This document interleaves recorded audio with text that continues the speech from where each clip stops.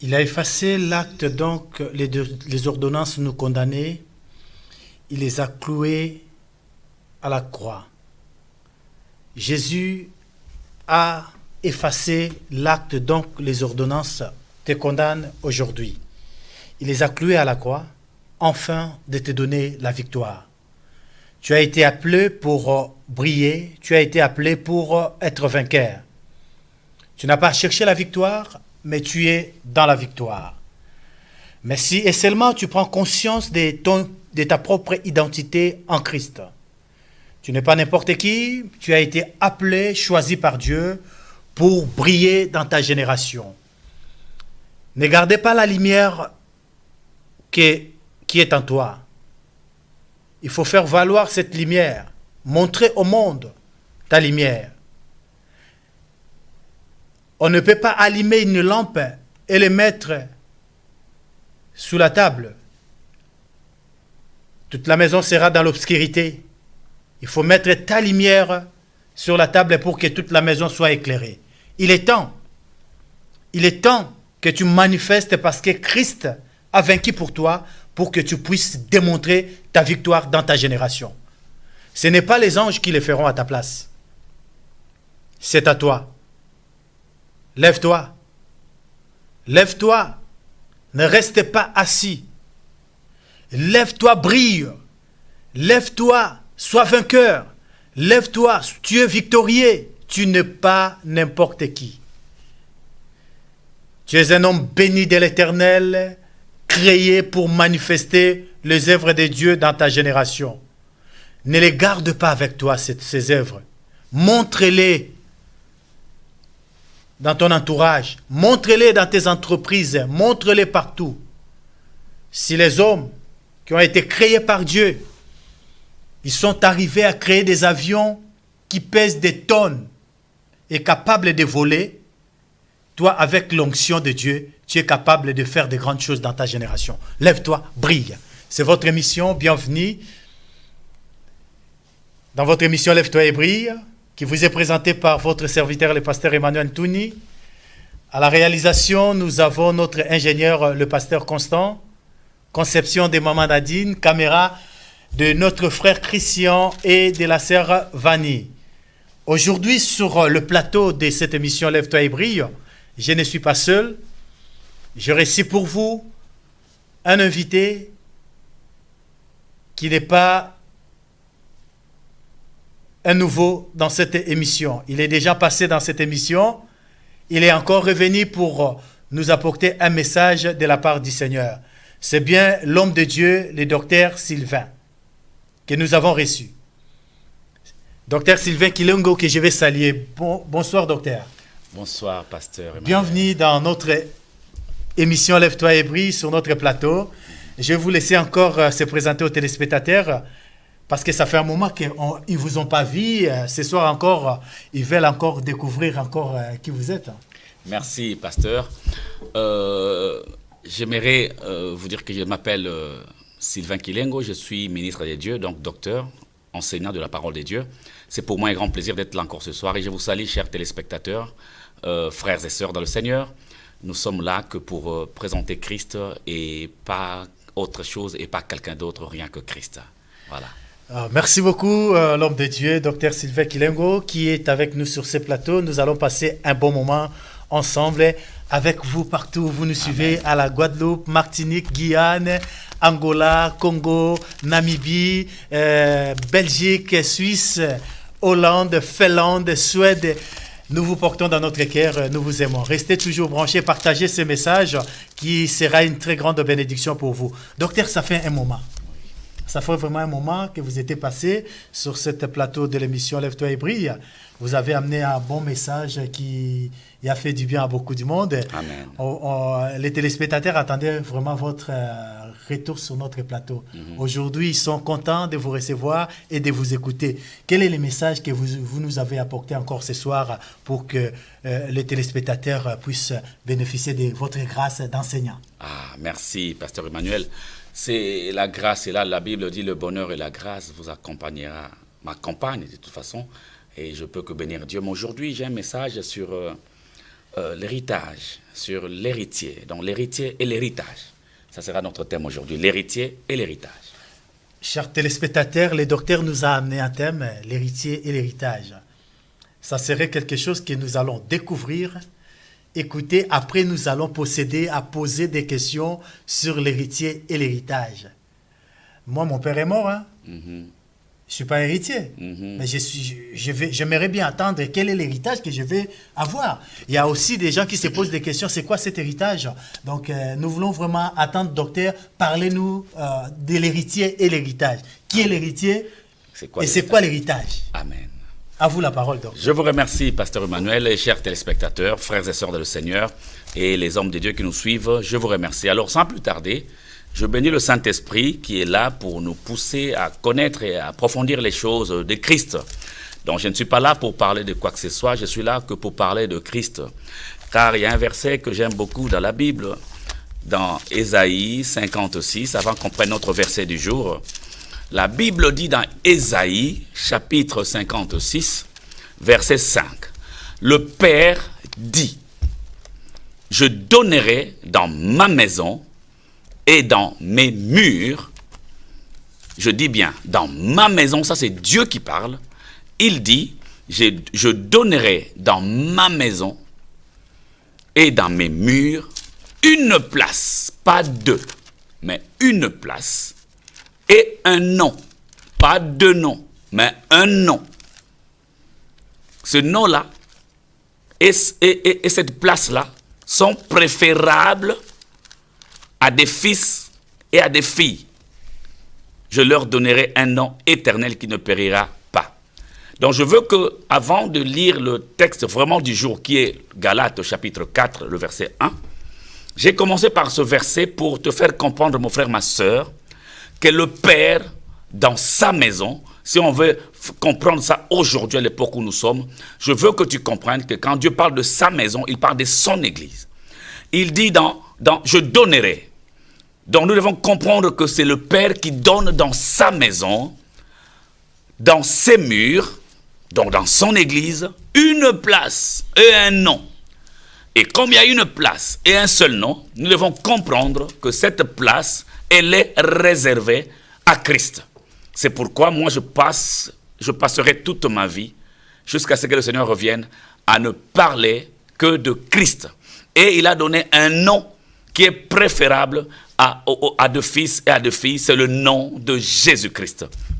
C'est pourquoi je parle de Jésus, de ce qu'il a fait, de ce qu'il est devenu, ce qu'il était avant quand il est venu dans le monde, ce qu'il a fait pendant les 3 ans et demi, ce qu'il a fait des profonds sur la terre, ce qu'il a fait sous la terre, ce qu'il a fait dans sa résurrection, ce qu'il fait maintenant, il est total dans ce qu'il fait et il n'y a rien qu'il a laissé qui n'a pas été fait. C'est pourquoi je suis un prédicateur et un enseignant qui tourne autour de Christ. Donc je veux que tu saches, mon frère, ma soeur, il n'y a pas deux noms. Comme il n'y a pas deux noms, donc il y a un seul nom, on va y revenir. Comme il n'y a pas deux places, mais une seule place, on va y revenir encore. Maintenant, lisons notre verset du jour. Après, nous allons replonger encore dans Ésaïe 56. La Bible dit dans l'épître de Paul aux Galates, au chapitre 4, le premier verset, même si on peut aller jusqu'à 5, mais je m'arrête au premier verset. Galates, chapitre 4, verset 1. La Bible dit ceci. Or, aussi longtemps que, ça parle d'un temps. Ça peut parler d'un temps qu'on peut calculer ou pas. On ne sait pas combien de temps la Bible veut nous parler ici.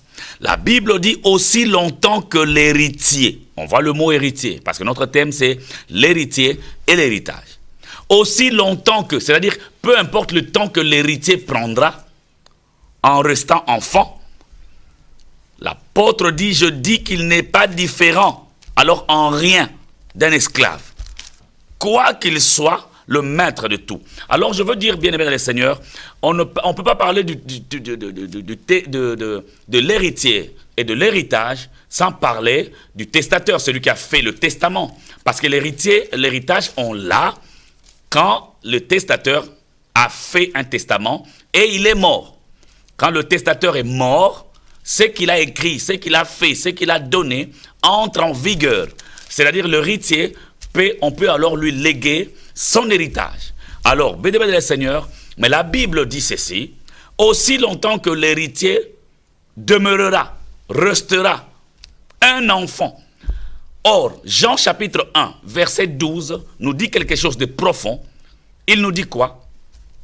À tous ceux qui l'ont reçu, à ceux qui croient en son nom, elle leur a donné le pouvoir de devenir enfants des dieux, lequel sont nés ni du sang, ni de la volonté de l'homme, mais de la volonté des dieux. Donc, toute personne qui vient dans le Seigneur, il ne naît pas grand, il naît comme un bébé. Dans la naissance spirituelle, on est bébé et on doit grandir.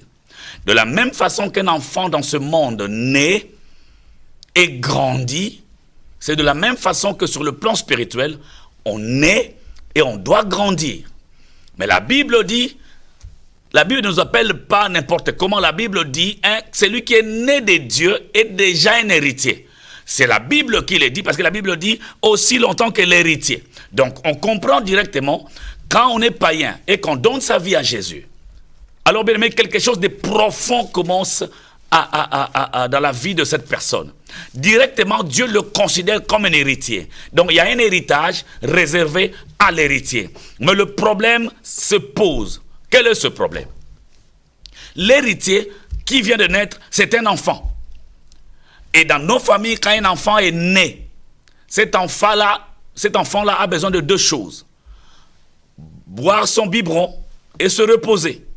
Il boit son biberon et se repose. C'est pourquoi vous allez constater que les enfants dorment beaucoup. Les enfants dorment beaucoup pour pouvoir grandir, pour que leurs organes puissent grandir.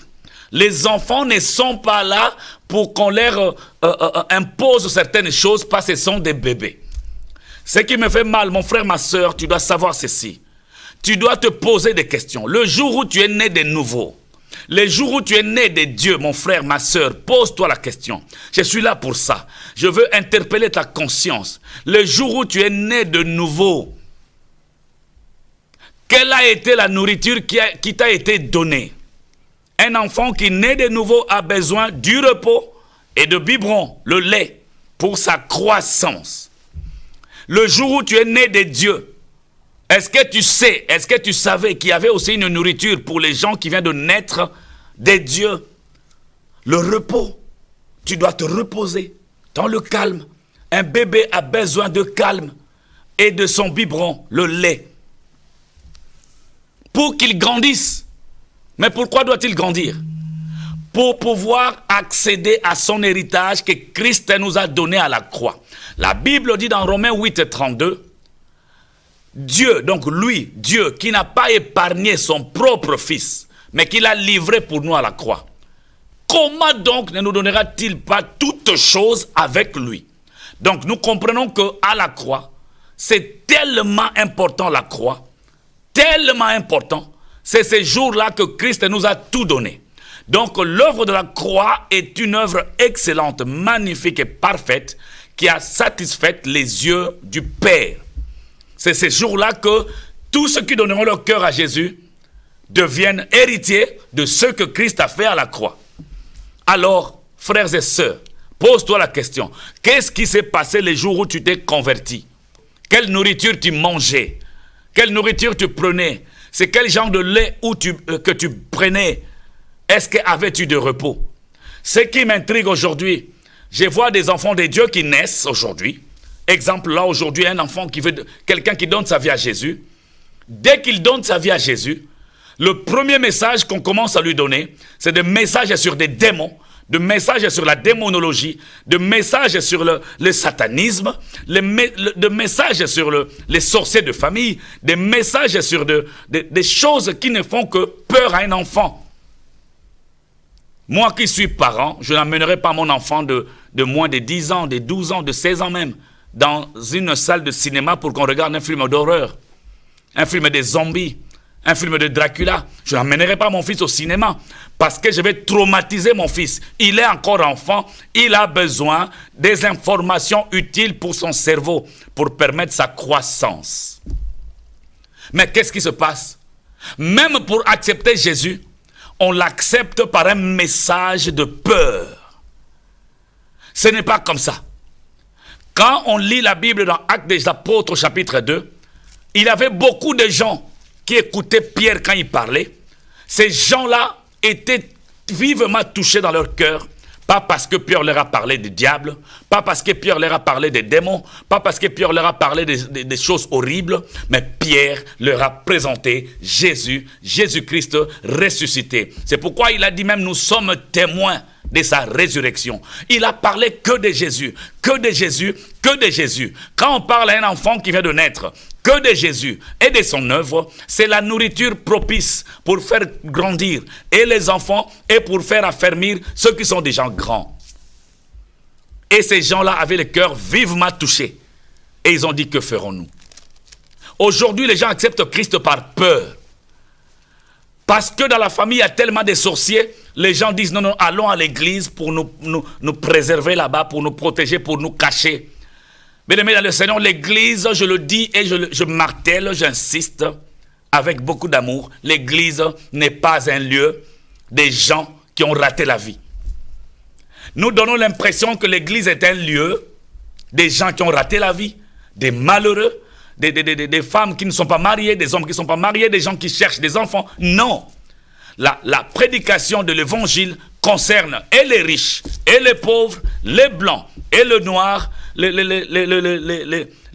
Africains, les Européens, les Américains. Nous avons tous le même évangile. Nous ne pouvons pas arranger l'évangile par rapport à la race d'une personne, à son rang social. L'évangile reste l'évangile. Parce qu'il y a certains de mes amis prédicateurs, si on vous donne 100 chrétiens qui ont une vie aisée, qui ont de l'argent, qui n'ont pas de problème, qui ont des enfants, qui sont mariés, qui n'ont pas de problème, mais qui sont de chrétiens, à l'église, il y a beaucoup de mes amis prédicateurs qui n'auront pas de prédication. Parce qu'en face, on a des gens qui n'ont pas de problème. Et nous avons fait de l'église un lieu de gens qui ont raté la vie. C'est pourquoi dans nos églises, il n'y a que des pauvres. Il n'y a que des gens malheureux. Parce que c'est comme ça que nous présentons l'évangile. Or, l'évangile, riche ou pauvre, a besoin de Christ.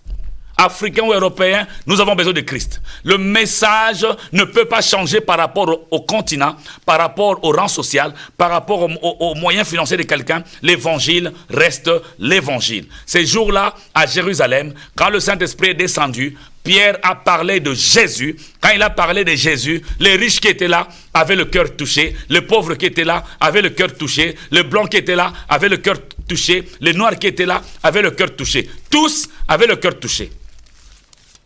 Et après, ce qui m'étonne, 3000 âmes se sont converties.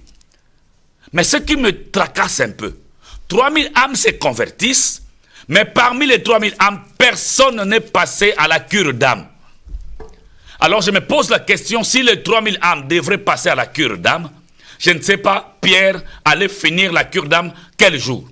La cure d'âme des 3000 âmes. Ce qui m'intrigue et me dépasse, les 3000 âmes qui se sont converties, personne parmi elles, ces âmes, personne parmi elles n'est passé à la délivrance. Non. On leur a présenté Christ et le nom de Christ et l'œuvre de Christ ont fait des choses dans la vie de ces gens. C'est ça le message du salut, de la grâce que je t'apporte, mon frère, ma soeur. Tu es un héritier. Tu peux hériter. L'héritage est là. Christ t'a donné la vie éternelle.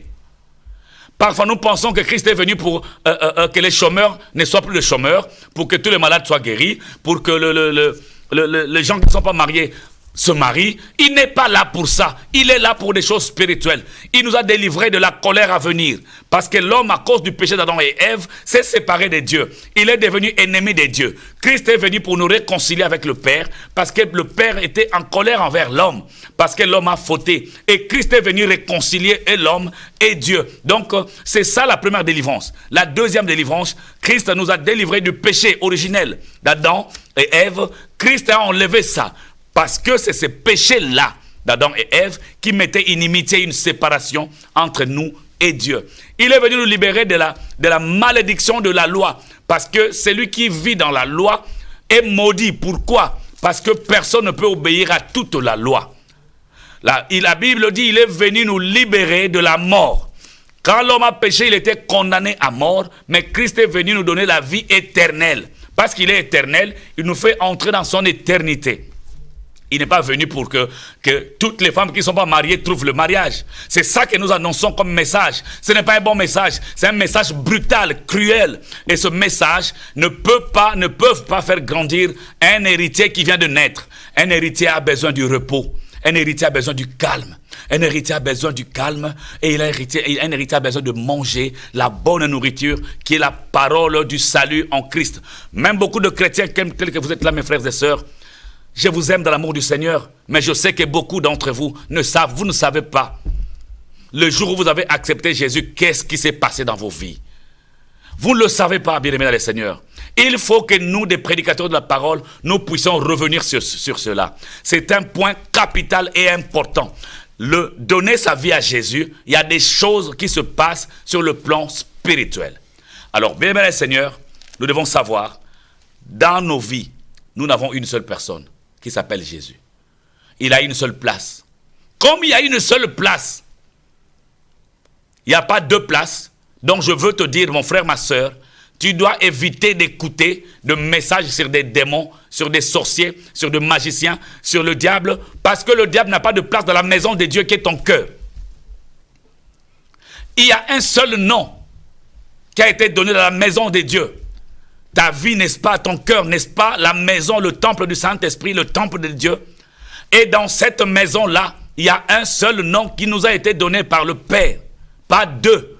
Alors moi, je dis, quand on passe le temps à parler d'un autre nom que du nom de Jésus, eh bien, on donne deux places dans la maison de Dieu. Or, Dieu lui-même dit, dans ma maison, il y a une seule place et un seul nom qui est préférable au Fils et aux filles. Le diable a été créé par Dieu. Nous autres, nous avons été créés par Dieu. Alors, bien-aimés Seigneur, revenons dans la parole sainte, dans la parole de vie, dans la parole de grâce. Et même, je viendrai lancer aussi un cri d'alarme à nos frères et sœurs chantres que j'aime. Vous avez un talent magnifique. Vous chantez merveilleusement bien et je vous aime dans l'amour du Seigneur. Mais s'il vous plaît, que ce soit vous des chantres, que ce soit nous des prédicateurs, prêchons Jésus-Christ et Jésus-Christ crucifié. Vous les chantres, chantez Jésus-Christ et Jésus-Christ crucifié et ressuscité. Ne chantez pas des conseils, la Bible en donne déjà. N'aidez pas des chrétiens qui pleurent à pleurer encore. Je vous le dis clairement, je suis un enseignant. Il y a des chansons chrétiennes qui ont été composées pour aider certaines personnes dans la souffrance à bien pleurer. Ce n'est pas bon comme ça. Il y a des chansons, quand vous les écoutez, vous pleurez encore davantage. Ce n'est pas ça la vie chrétienne. La vie chrétienne, c'est une vie de joie. Regardez la Bible nous dit soyez joyeux. La Bible n'a pas dit soyez joyeux parce que vous avez un mariage. Non, soyez joyeux, point à la ligne. La Bible ne dit pas soyez joyeux parce que vous avez des enfants. Enfant ou non, je suis joyeux à cause de ce que Christ a fait à la croix. Ce n'est pas, la Bible ne dit pas que soyez joyeux parce que vous avez du travail. Non, soyez joyeux, point à la ligne. La joie, c'est une recommandation. Soyez joyeux. Tu es un héritier, mon frère, ma soeur. Tu es un héritier, mais si tu restes encore enfant, tu ne peux pas hériter. L'héritage est là. Tout ce que Christ a fait à la croix. Mais, si tu ne veux pas donner ton oreille à écouter la nourriture qui te fera grandir, qui est la parole tournée autour de Christ et de son œuvre à la croix, eh bien, tu écouteras d'autres choses. Mais tu dois savoir qu'en naissant de nouveau, tu es un bébé, un enfant. Tu n'as pas besoin de films de Dracula. Tu n'as pas besoin de films des zombies. Tu as besoin de Jésus-Christ. Seul Jésus-Christ est mort, crucifié et ressuscité. Le message sur Christ apporte la solution aux différents problèmes. C'est ça le message. On ne va pas laisser Christ parler des problèmes particuliers, mais on va parler de Christ, et le nom de Christ et l'œuvre de Christ apportera des solutions aux différents problèmes de chacun de nous.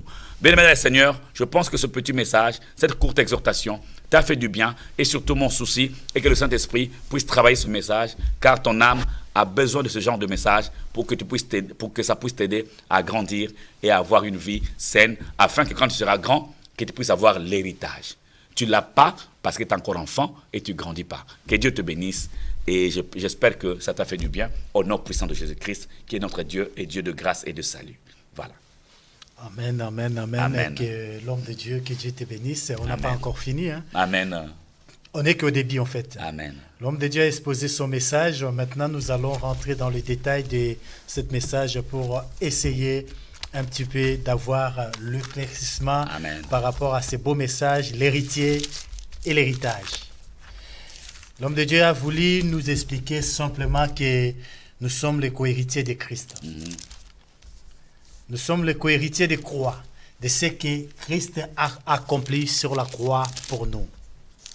Vous savez, si nous voulons vivre la victoire, nous devons avoir la connaissance de l'œuvre que Christ a accomplie sur la croix. Amen. Cette connaissance doit être ancrée en nous, doit être vraiment au fond de notre cœur, doit être notre moteur, doit être notre carburant, doit être notre assurance. Si tu as ce travail de Christ réalisé à la croix au fond de toi, tu seras inébranlable. Tu ne seras pas agité par tout vent de doctrine. Vous savez, nous sommes arrivés au temps où il y a tellement de vents, de doctrines mauvaises qui égarent les hommes. Mais si tu comprends l'œuvre accomplie sur la croix, tu seras inébranlable. Alléluia. Nous allons voir Ephésiens. Après, je vais poser des questions par rapport à ces messages.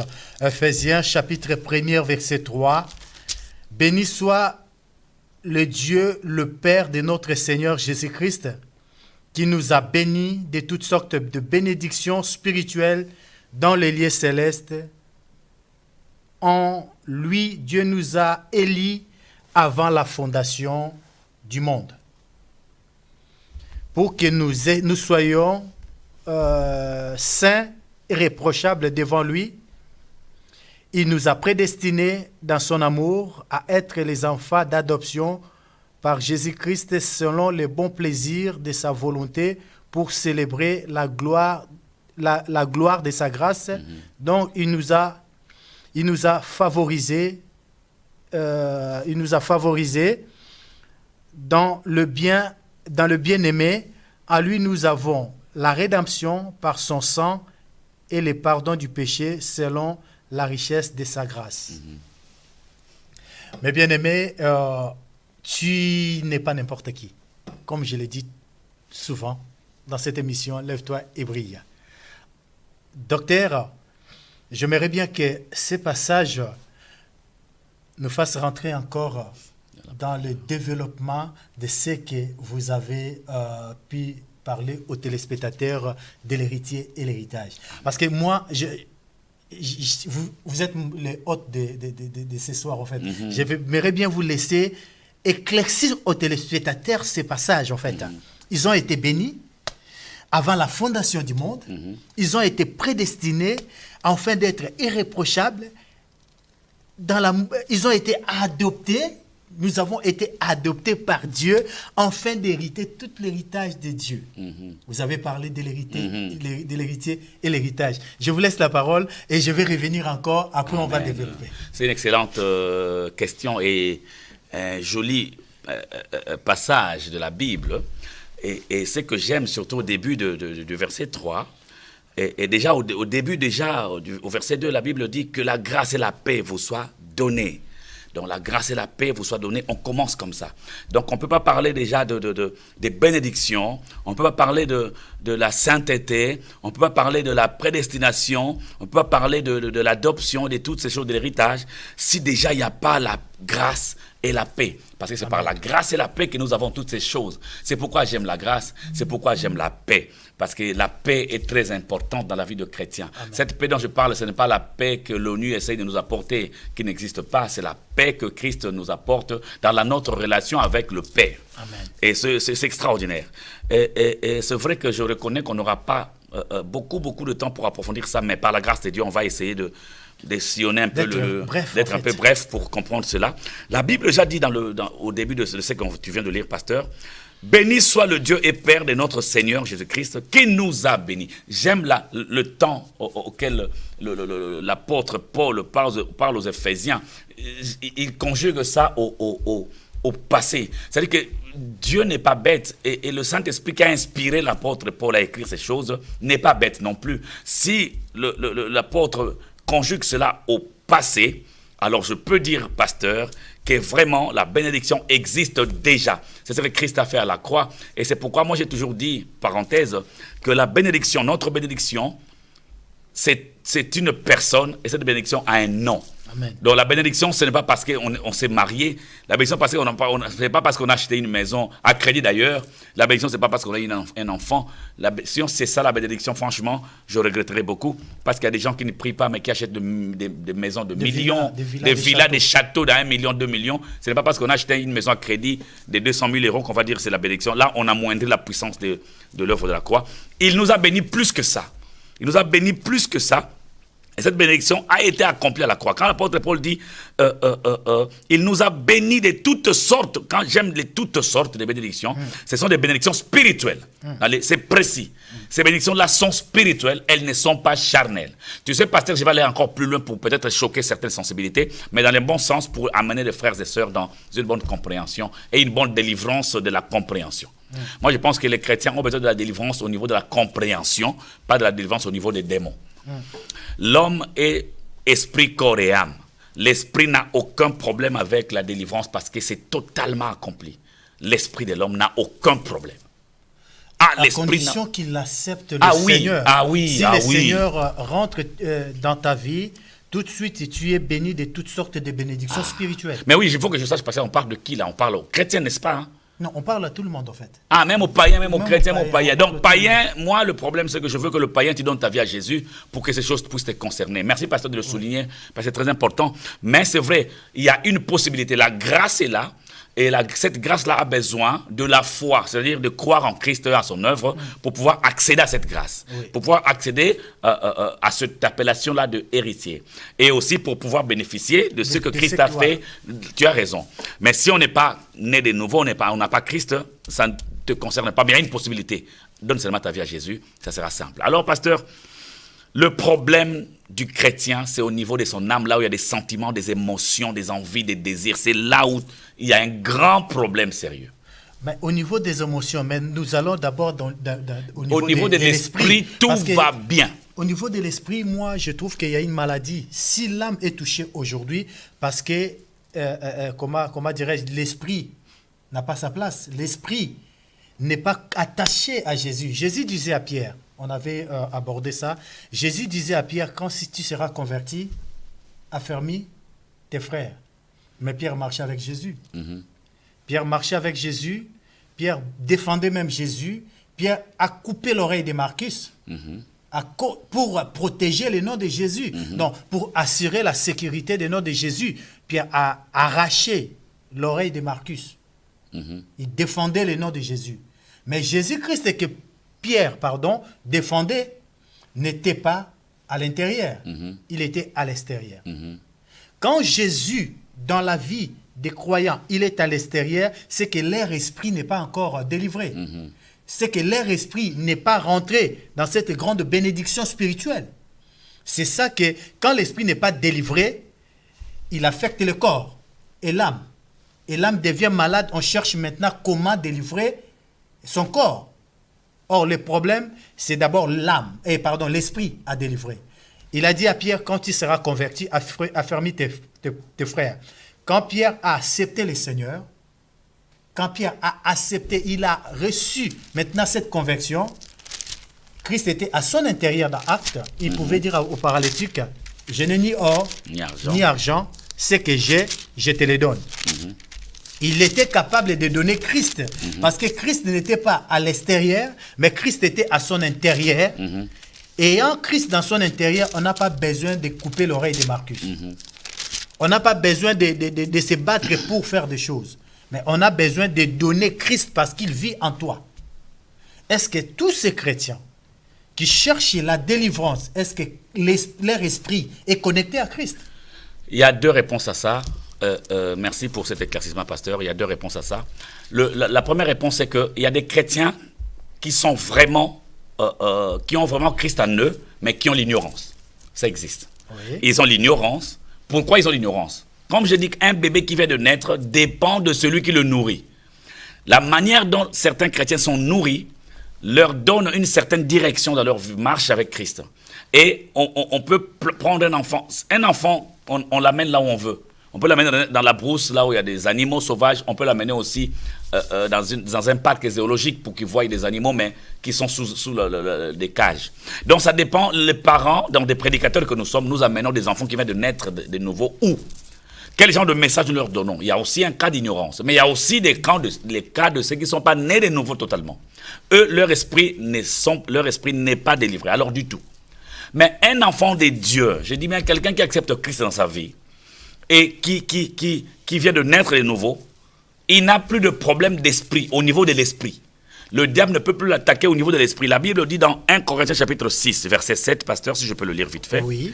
1 Corinthiens 6, verset 17. La Bible dit ceci. Mais celui qui s'attache au Seigneur, là on parle d'attachement, donc celui qui fait de naître de nouveau et s'attache au Seigneur.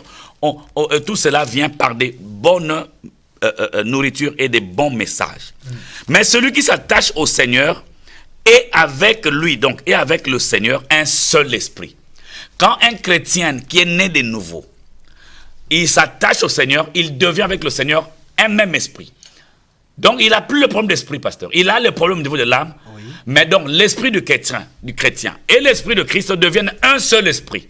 Mais est-ce qu'il va encore essayer de chercher la délivrance au niveau de l'âme? C'est ça que je vais expliquer. Ouais. L'âme a une porte grandement ouverte. Comme l'âme a une porte grandement ouverte, la Bible dit, je pense dans Hébreux, si ma mémoire est bonne, obéissez à vos conducteurs parce qu'ils veillent sur vos âmes, des choses comme ça. Pourquoi? Dieu a délivré l'âme, l'esprit du chrétien à la croix. Oui. Il laisse l'âme à la disposition des prédicateurs et des enseignants.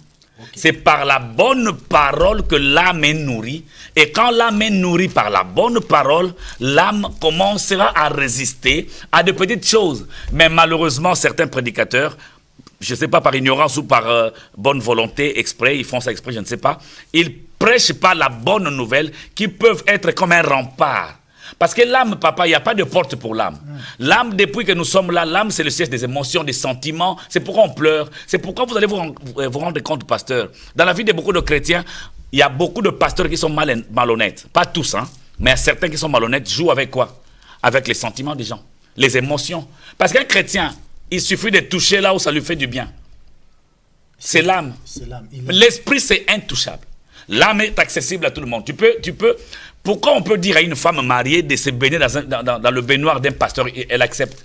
C'est parce qu'on a travaillé son âme par des messages de séduction, par des messages mensongers, pour simplement l'attraper comme une proie.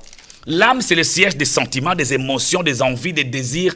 Il suffit que ça plaise. C'est pourquoi la Bible dit dans les derniers jours, les gens auront la démarche d'écouter les choses qui leur plaisent. Ils s'arrêtent au niveau de l'âme. Les gens ne traversent pas vers l'esprit. Or, la Bible dit, Dieu est esprit. Dieu n'est pas l'âme. Dieu est esprit. Il faut que ceux qui l'adorent aussi en esprit. Maintenant, tu vas te rendre compte, pasteur, que nous adorons Dieu au niveau de l'âme, par des sentiments. C'est pourquoi vous voyez quelqu'un qui prie le Seigneur, le visage est tout défait.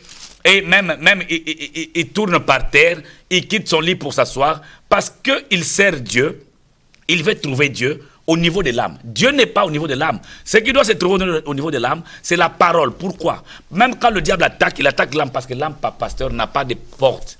Quand le diable attaque l'âme, là où il y a des sentiments, des émotions, cette attaque rencontrera la parole prêchée.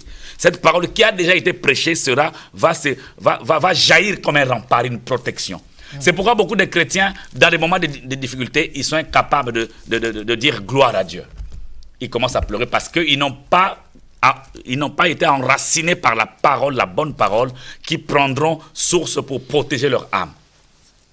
Mais le corps sera délivré. L'esprit a été délivré. L'âme est en train d'être délivrée par la bonne nouvelle de Christ. Et le corps sera délivré le jour de l'enlèvement. Ces trois choses ont trouvé leur délivrance, mais chaque étape dans son époque et dans son temps. Oui, pasteur, là, vous êtes vraiment en train de bien, docteur, de bien expliquer des choses. Amen. J'aimerais bien que, comme vous avez expliqué, l'esprit est délivré. Lorsqu'on accepte Christ, l'esprit s'attache au Christ, il devient le même. Un seul esprit. Un seul esprit. Maintenant, l'âme doit être nourrie. C'est là le problème. Doit être nourrie, enseignée pour grandir. Voilà. Le corps. Voilà. Je viens sur le corps parce qu'aujourd'hui, il y a un plus grand problème au niveau du corps. Parce que le corps, il y a tellement de démons dans le corps. Le corps, il y a tellement de maladies, de problèmes. Les gens cherchent maintenant la délivrance. Est-ce que la délivrance des corps vient par l'esprit ou par l'âme? Vient comment? La délivrance du corps vient d'abord parce que Christ ne l'a pas délivré. Christ n'a pas délivré le corps. Mais qu'est-ce qu'il a fait, Christ? Il a délivré l'esprit. Oui. Et il donne sa parole pour l'âme et le corps. Quoi qu'on en fasse, il n'y a pas de solution. La solution du corps, c'est la fin. Dieu dit, il nous donnera un autre corps. C'est pourquoi quand tu te blesses, il y a du sang. Oui. On tombe malade. Il faut comprendre que le corps n'est pas délivré. Mais est-ce que le corps a besoin de délivrance en permanence? Mais si Dieu va le changer au temps de la fin, qui va le délivrer aujourd'hui? Donc un homme de Dieu qui s'élève pour délivrer le corps aujourd'hui est en contradiction avec Christ. Christ dit au temps de la fin. Est-ce que l'enlèvement a déjà eu lieu? Pas encore. Le Seigneur va délivrer notre corps en l'enlevant, en la laissant poussière et nous donne un nouveau corps. C'est ça la délivrance du corps. Pourquoi on va délivrer le corps aujourd'hui? Quand on accepte le Seigneur, docteur, quand on accepte le Seigneur, oui. Jésus-Christ, moi je pense que son âme, son esprit s'attache au Seigneur. L'esprit de qui? De Christ ou de chrétien? L'esprit c'est lui qui accepte le Seigneur. Ah, tu parles du chrétien, d'accord. C'est lui qui accepte le Seigneur. Son esprit est délivré et son âme est délivrée. Non, pas l'âme. Son âme n'est pas délivrée. Non. Il a le droit de chercher la délivrance. Non. Mais la délivrance de l'âme, c'est dans la parole, je dis. L'âme est nourrie par la bonne parole. Oui. L'âme n'a pas, parce que l'âme n'a pas un démon. Mais les démons qu'on chasse aujourd'hui, les démons des crocodiles, les démons qui sont dans le corps. C'est n'importe quoi. L'âme, comment le diable attaque l'âme? Par des mauvaises informations. Pourquoi quelqu'un pleure? Quand il y a une mauvaise information, mais il souffre dans son cœur parce que l'âme est touchée. Mais quand quelqu'un pleure, quand quelqu'un a une information négative qui fait mal à son âme, pas à l'esprit, mais qu'est-ce qui sera le rempart? C'est la parole. C'est la parole qui a déjà été plantée dans cette âme-là. Cette parole-là va prendre le relais pour protéger la personne dans cette souffrance. C'est pourquoi tu verras un païen qui souffre et un chrétien qui souffre, les deux n'ont pas la même réaction. Si le chrétien a vraiment la parole dans son âme, tu vas te rendre compte que le païen va chercher des moyens, va pleurer, va faire je ne sais pas quoi, mais le chrétien va dire, Seigneur, je te bénis, je te rends grâce. Malgré cet état, je te bénirai toute ma vie. Parce que ce qu'il dit là, il est motivé par la parole. C'est pourquoi nous, les hommes de Dieu, nous avons une grande responsabilité, mais énorme. Qu'est-ce que nous plantons dans l'âme du chrétien? Docteur. Oui, allons-y, pasteur. Il y a une question qui m'est venue. Allons-y, nous sommes là pour ça. Christ a dit, si le Fils vous affranchit, vous serez réellement libre. Oui. Cette liberté-là, au niveau est-ce que c'est l'esprit? Les libertés du corps, de l'âme et de l'esprit? De l'esprit. De l'esprit. Toujours de l'esprit. Parce que la délivrance de l'esprit a déjà été faite. Donc il faut rentrer dans cette délivrance. De l'esprit, il faut croire, ça c'est tout. Et quand moi je suis bien d'accord avec vous, docteur. Amen. Si l'esprit est délivré, déjà délivré. Si l'esprit est déjà délivré, oui. C'est que les accessoires de chercher la délivrance, on n'en a pas besoin. Ben on a besoin de délivrance, pourquoi? C'est pour ça que Christ disait à Pierre, quand il sera converti. Ça veut dire quand tu vas comprendre les choses. Je vais expliquer ce que tu dis là, c'est encore profond ce que tu veux dire. Merci, pasteur, parce que tu nous mets dans quelque chose de magnifique. C'était l'histoire de Jésus qui parle là, qui dit à Pierre, Satan vous a réclamé, vous. Mais c'est intéressant ce verset, pasteur, que Dieu te bénisse. Oui. Il dit, Satan vous a réclamé pour vous crier comme du froment. Est-ce que Pierre était au courant? Non. Mais pourquoi n'était-il pas au courant? Parce que ça ne l'intéressait pas. Mais pourquoi Non, parce que le diable ne lui a pas donné l'information. Tu as raison, pasteur. Parce que le diable, mais moi je pose la question, pourquoi le diable n'est pas parti directement cribler? Il pouvait le faire. Parce qu'il n'a pas eu l'autorisation. Il n'avait pas mais pourquoi il devait avoir l'autorisation? Parce que c'est clair, ce verset, c'est magnifique. Oh là là. Et pourquoi les gens cherchent la délivrance? On leur dit que tu es envoûté, ils croient qu'il est envoûté. Mais parce qu'ils croient. La foi vient de ce qu'on entend. C'est pourquoi, frères, sœurs, attention à ton oreille. N'écoute pas n'importe quoi. On vous promet des vents et merveilles dans les choses de Dieu sur la terre, c'est faux. Si tu ne travailles pas, tu n'auras pas de salaire. Si tu ne veux pas aller à l'hôpital, tu n'auras pas un vaccin. Et il y a un monsieur qui vient de mourir. Tu vas attraper l'épidémie et tu vas mourir. Il y a un homme qui vient de mourir là il n'y a pas longtemps. Je ne cite pas les noms parce qu'on ne fait pas de pub des gens. Oui. Cet homme-là était malade. Entre guillemets, le mbasso, je ne sais pas comment on appelle ça en français. On l'amène en permanence dans une église. Il n'est pas allé prendre les traitements? Non, en permanence dans une église. Il est resté là, je ne sais pas, 1 mois ou 2 mois, je ne sais pas. Il est resté 1 ou 2 mois.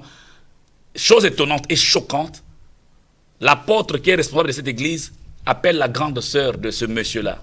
Il dit, grande sœur, on a fait ce qu'on a à faire, mais Dieu nous a dit par l'Esprit que vous prenez le frère et que vous l'amenez à l'hôpital. Après 1 mois de prière intense. Donc chaque matin, une équipe qui vient.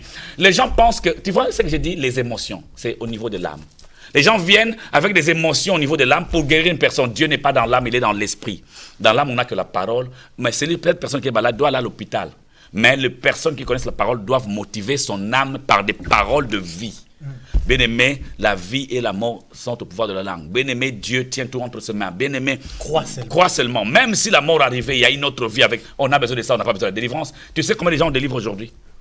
Comment? Plein. On fait des délivrances, il y a des milliers de délivrances. Mais ce sont des spectacles. Suis ces gens-là. Moi, je connais des gens qu'on délivre. Même moi-même, il y a longtemps, je le faisais. Je délivrais les gens, j'étais fatigué. Donc, mon frère, si tu es malade, aller consulter le médecin, ce n'est pas un péché. Dieu ne l'a pas interdit. Et prier, ce n'est pas un problème aussi. Jésus a dit ceci, voilà. Il n'y a que des malades qui ont besoin de médecins. Oui.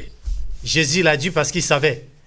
Allez consulter, mais ayez foi en Dieu. Amen. Ayez foi en Dieu, que Dieu peut te guérir par des soins médicaux aussi. Ne pas seulement avoir les regards fixés sur la délivrance, l'imposition des mains, les baignants d'huile. On va te plonger dans l'huile, tu ne seras pas guéri, délivré. On va t'aller t'enterrer. En France, on a un cimetière des panthères qui reçoit beaucoup de gens qui négligent ce genre de choses. Allez prendre soin de toi. C'est très important. Il ne faut pas négliger les choses. Ah, oui. Parce qu'on t'a dit que Dieu guérit. Dieu n'est pas un enfant de course. Dieu n'est pas là pour faire les choses que toi tu dois faire. Dieu n'est pas là pour faire des choses que toi tu es capable d'accomplir. Dieu est là par sa parole. Quand tu fais confiance à la parole de Dieu, c'est alors que Dieu t'accorde la foi. Énique Éthiopien, docteur, il lisait la parole. Il lisait la parole, mais il ne comprenait pas la parole. Il était venu à Jérusalem pour adorer. Par rapport à ce message de l'héritier et l'héritage. Il était venu à Jérusalem pour adorer dans Actes des Apôtres, chapitre 8, verset 26. Il ne comprenait pas ce qu'il lisait dans les Écritures. Mais l'Esprit a dit à l'apôtre, il y a un homme là-bas, allez le voir. Pourquoi? Parce que cet homme avait besoin de nourrir son esprit. Mais il ne comprenait pas. Mais bien aimé, si tu n'arrives pas à comprendre la parole de Dieu, demandez à l'Esprit de Dieu, il va mettre sur ton chemin des hommes capables de t'enseigner pour que tu arrives à comprendre des choses de Dieu. Et l'apôtre est venu, il a entendu ce qu'il lisait, c'était la parole du salut. Qu'il a été mené comme un agneau. Or, ce message, c'était la clé. C'est pour ça, la Bible dit, les apôtres, Jésus les a dit dans Actes des Apôtres, chapitre 1er, verset 8. Ne vous éloignez pas de Jérusalem jusqu'à ce que... J'aimerais bien que, docteur, tu puisses nous expliquer ça, c'est très important. Actes des Apôtres, chapitre 1er, verset 8. Et puis je vais revenir. Amen. Merci. La Bible dit, mais vous recevrez, ça c'est Acte 1, 8, Oui. mais vous recevrez une puissance, le Saint-Esprit survenant sur vous, et vous serez mes témoins à Jérusalem, dans toute la Judée. Mais plus loin, pour qu'on descende dans par rapport à ta question, pasteur, au verset 6. Alors les apôtres réunis lui demandèrent, Seigneur, est-ce en ce temps-là que tu rétabliras le royaume d'Israël? Ils ont commencé à poser la question par rapport à Israël. Or, ils avaient une autre mission. Ils n'avaient pas encore le Saint-Esprit. J'ai déjà compris que ces gens-là qui posent des questions comme ça, là, moi, je les emmène dans une nouvelle dimension, dans une nouvelle dispensation. Ils me posent des questions concernant Israël. C'est comme l'Église aujourd'hui. Ben oui. L'Église cherche la délivrance. Or, nous avons une autre mission à accomplir. Une autre mission qui est c'est salut chargé des de âmes. Voilà, les âmes, c'est ça. Et nous, on ne cherche pas des âmes, on cherche des âmes qui, entre guillemets, qui sont déjà sauvées d'une église à une autre. On fait que le side va-et-vient des âmes, et des âmes courent église après église pour les délivrances. Alors, on y va.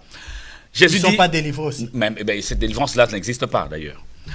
Et la Bible dit, il est répondu, ce n'est pas à vous, ce n'est pas à vous. Ne vous intéressez pas à ça. Écoutez, vous, mais vous. Quand il dit mais vous, c'est-à-dire que ce que j'ai dit avant ne vous concerne pas. Il leur répondit, ce n'est pas à vous de connaître le temps ou le moment que le Père a fixé de sa propre autorité. Mais vous, c'est-à-dire que quand il dit mais vous, c'est-à-dire que ce que j'ai dit là ne vous concerne plus. Mais vous recevrez une puissance, le Saint-Esprit survenant sur vous, et vous serez mes témoins à Jérusalem, dans toute la Judée, dans la Samarie et jusqu'aux extrémités de la terre. Alors, bien aimé, Jésus a dit, vous serez mes témoins, mais d'abord le Saint-Esprit. Or, pour avoir le Saint-Esprit, il faut accepter Jésus comme Seigneur et Sauveur et naître de nouveau, pour pouvoir entrer dans l'héritage, comme on a dit tout à l'heure, pour enfin recevoir le Saint-Esprit comme gage, comme un sceau dans l'esprit d'une personne, et c'est après qu'on peut être témoin de Christ. Donc nous avons été appelés à être témoins, donc, pas des démons, mais de Christ. Quand on l'accepte, on devient témoin, on n'a pas besoin de chercher qu'on puisse se passer 40 jours de délivrance. Ah non. Mais papa, si tu amènes ton enfant de 5 ans dans un film de Dracula, mais tu l'as tué. Un enfant qui va naître de nouveau. Mais presque toute sa vie. Donc les pasteurs rendent des chrétiens des gens qui vivent dans des cauchemars en fait. Ben oui. Pourquoi il y a des songes? J'ai vu un démon, j'ai vu madame. Mais pourquoi? Tu sais pourquoi? Mais par les informations que nous recevons de l'église. Mais comment? Moi je me pose la question. Comment les païens qui ne prient pas, ils n'ont jamais été étranglés? Mais parce qu'ils n'ont pas des informations là. Mon frère, tu es étranglé parce que tu écoutes n'importe qui et n'importe comment. Voilà. Et n'importe quoi. N'importe quoi. Arrête d'écouter n'importe quoi. Tu n'auras pas de cauchemars. Tu n'auras pas de cauchemars. Regardez ceux qui ne croient pas, ceux qui ne prient pas. Ils sont même les païens plus que païens. Les démons ne les envoûtent même pas. Mais toi, ils t'envoûtent tout le temps. Mais parce que tu as ouvert une porte à écouter n'importe quelle parole. Bouge tes oreilles et mets la parole de Dieu en place. Regardez, Énique éthiopien, il ne comprenait rien. Mais quand l'apôtre a commencé à lui expliquer, c'est alors que son cœur était joyeux et son âme était délivrée. Délivre ton âme, attache ton âme au Seigneur pour que ta vie change. Tu n'auras pas besoin qu'on puisse monter dans la montagne pour chercher la délivrance, dormir dans l'océan pour chercher la délivrance. Comment ça s'appelle? Achète les sels. On fait acheter déjà du sel. De l'huile d'olive, sel. Mais il faut cuisiner avec. Vous savez, c'est bon dans la nourriture. Il y a même ceux qui mettent de l'eau devant la porte pour que les démons ne rentrent pas dans la maison. C'est ridicule. Les démons n'ont pas peur de l'eau ni de l'huile d'olive. C'est bon pour la cuisine. C'est bon pour la gastronomie française. L'huile d'olive. Ce n'est pas fait pour te délivrer. Oui, on peut s'en servir pour prier pour quelqu'un, mais ça ne devient pas un système mis en place. Un système qu'il faut tout le temps. Mon pasteur va me mettre l'huile sur ma tête pour que je sois délivré. Va dormir la nuit, les démons vont venir t'envoûter. Pourquoi? Parce que tu as ouvert une porte. Même un enfant qui prend ta Bible à la maison, la déchire et la jette, tu ne t'énerves pas. Mais quand l'enfant prend ton huile qu'on a priée, l'huile à laquelle le pasteur a prié d'onction, là tu vas taper l'enfant comme s'il a tué, je ne sais pas quoi. Mais pasteur, si tu permets juste une minute, oui, allez-y. Je vais dire un mot en lingala, après je développe ça en français. Est-ce que vous connaissez un ngoulou? Ngoulou, c'est un cochon. Cette histoire me dérange énormément, mais dans le bon sens du terme. Oui. Il y avait un homme qui n'avait pas un démon, ni 100, ni 1000, mais 5 ou 6 000 démons. Légion. 5 ou 6 000 démons. Cet homme, ce qui me frappe, pasteur, je ne sais pas si nous lisons tous la même Bible. Les démons voulaient quitter cet homme parce que Jésus le menaçait de sortir. La Bible dit ils supplièrent Jésus, les démons, pour aller auprès d'un ngoulou. Je dis bien ngoulou, cochon. 5000 démons. Vous voyez la quantité de démons? Pour aller auprès d'un troupeau de porcs. Ils supplièrent Jésus. Non, je répète. 5 à 6 000 démons pour entrer dans les troupeaux de cochons, ngoulou. Il fallait la permission de Jésus. La Bible dit que Jésus leur permit. Quand il leur a permis, c'est là qu'ils sont partis. Donc je dis ceci, mon frère, ma soeur. Pour entrer dans un cochon, un démon avait besoin de la permission de Jésus. Et maintenant, toi, chrétien, un démon qui entre en toi, qui va venir entrer dans toi, un sorcier de famille qui va t'envoûter, qui va t'ensorceler, ne va pas passer par Christ. Non, aujourd'hui, c'est comment dirais-je, ce qui se passe actuellement dans notre génération, c'est Christ qui a peur des démons, en fait. C'est comme ça qu'on explique Christ. On les comme diminue si comme ça. C'est Christ qui a peur des démons. Les démons sont trop puissants, ils sont trop forts, c'est eux qui font l'affaire, c'est eux. On fait que des cultes et des sorciers. On parle du diable du lundi au vendredi. À dimanche même. Tous les jours, on parle du diable. On ne parle même pas de Jésus dans des églises. On va voir dans ces églises-là plein de gens. On vient chercher notre délivrance. Mais vous ne serez jamais délivrés. Je vais vous aider, vous ne serez jamais délivrés. Vous allez encore recevoir d'autres démons. Vous savez, ces gens-là qui vous parlent des démons, ils vous injectent encore d'autres démons dans vos corps. Ils vous rajoutent des démons. Parce qu'en parlant trop du diable, on devient son adepte. Quand on devient l'adepte du diable, tu es devenu candidat officiel des envoûtements, des troubles et des traumatismes. Tu seras traumatisé tout le temps. Vous savez, le diable aime celui qui parle de lui. Il préfère. Pourquoi parler du diable tout le temps? Pourquoi élever le diable tout le temps? Mais nous avons quelqu'un à élever. C'est Christ Jésus, qui était mort et ressuscité, qui vit en nous. Si réellement il vit en nous, laissez Christ transformer notre vie par sa présence. Et lui-même, il a dit, avant que je donne au docteur la parole pour finir, Dieu ne cherche pas les chasseurs des démons. Dieu ne cherche pas les gens qui cherchent la délivrance. Mais la Bible dit dans le livre de Jean, chapitre 4, Dieu cherche les vrais adorateurs. Ceux qui adoreront le Père en esprit et en vérité. Ça veut dire que Dieu cherche des hommes et des femmes qui ont soif de se connecter à lui. Ayez soif de te connecter à Dieu, passer le temps dans l'adoration, dans l'intimité avec Dieu, louer Dieu, adorer Dieu, ta vie sera transformée. Tu n'as même pas besoin de s'occuper des démons.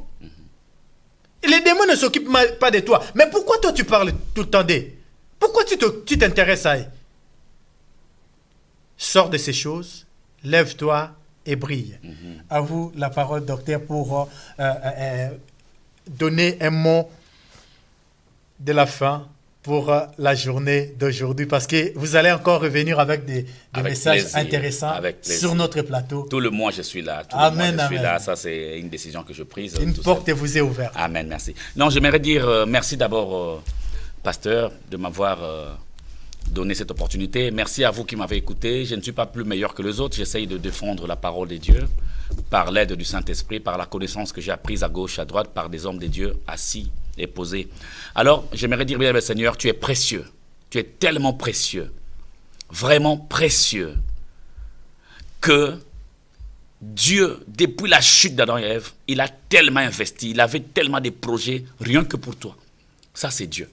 Il avait des projets. Écoute, pour finir, je veux que tu saches, il y a le 3-15 et le 20-10. Le 3-15 et le 20-10, c'est le message de la prochaine fois. Le 3-15 et le 20-10, c'est le message du mois prochain. Je répète, le 3-15 et le 20-10, le message du mois prochain. Mais pour aujourd'hui, sache que Jésus le matin, Jésus à midi, Jésus le soir, Jésus la nuit, Jésus 24 heures sur 24, 7 jours sur 7. Que Dieu te bénisse et que sa grâce soit sur toi. En son nom, j'ai ainsi prié. Merci. Il n'y a que Jésus qui est très important dans notre vie. Il n'y a que lui qui doit être notre priorité. Le docteur va revenir avec un message très important, 3.15 et 20.10. Et 20.10 sur notre plateau, sur notre chaîne, votre chaîne, EPV Télé, votre chaîne à vous. Restez toujours branchés et connectés, partagez ces messages pour aider quelqu'un à comprendre son importance, sa valeur, parce que vous êtes des hommes et des femmes bénis de l'Éternel. Vous avez été déjà bénis. La bénédiction, vous n'avez pas besoin, parce que vous avez été déjà bénis, comblés par Dieu. Vous avez été déjà délivrés et libérés. Vous n'avez pas besoin qu'on vienne vous couper les chaînes et les liens. Non, vous êtes libres. Parce que si le Fils vous a franchi, vous serez réellement libre. Votre vie est libre. Vivez votre liberté en Christ. Excellez. Allez de l'avant. À la réalisation, notre ingénieur, le pasteur Constant, que nous saluons. Conception de Maman Nadine.